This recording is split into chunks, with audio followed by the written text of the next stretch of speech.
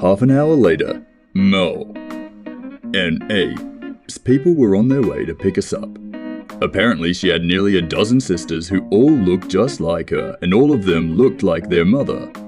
The queen who I'd had the immense honor of being thanked by. Not every day a guy gets a thank you from a beautiful alien queen for saving her equally gorgeous daughter. By their estimation, it would take a little while to reach us. So in the meantime, EO and I were alone on the deserted command deck of the Axatenim warship. The screen shut off and we were quiet for a few moments until I heard an interesting gurgle sound that seemed to reverberate off the walls. I jumped at the sudden sound and looked around, searching for a threat, only to find you turning extra blue. Then I did a double take as I realized she'd grown hair since we left the auditorium where I'd massacred the Axatenim. No, not hair, I realized. Tentacles? My just it. USN. Uncomfortably. I'm sorry. They didn't feed me anything after they captured me. I blinked, then smiled. Well then, let's go find you something to eat.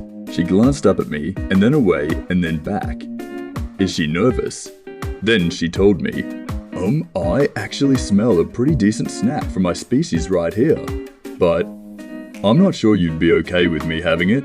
I blinked a few times as that processed, trying to figure out what could possibly have her so reluctant to even ask. Then it dawned on me. Blood? Does she drink blood? I considered it for a second, and then shrugged with a smile. I'd donate a pint for her. Take whatever. Ya need. I'm not fussy. She looked up at me in surprise. Oh, really? You don't mind. I nodded, started to answer, and suddenly found my teeth being probed by a tongue that was definitely not my own as a beautiful alien princess pressed herself against me once my brain processed what was happening score. First kiss with an alien princess. I gently wrapped my arms around her and started kissing her back to the best of my ability. As soon as I did, her tongue proved to be very long, easily reaching back to scour even the backs of my molars and reminding me that this probably didn't share the same cultural significance for her that it did for me.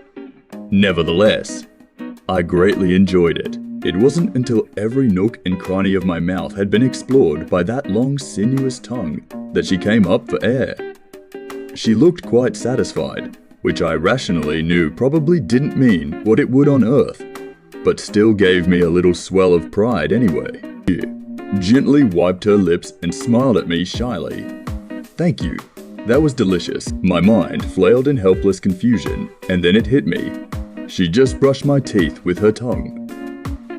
Princess, was there something in my mouth that constituted a meal for you? No. Nook surprised. What? Oh, that's right. You're not familiar with exhibition biology. Yes, my people evolved from echinoderms, and we still benefit greatly from feeding on microorganisms and their byproducts.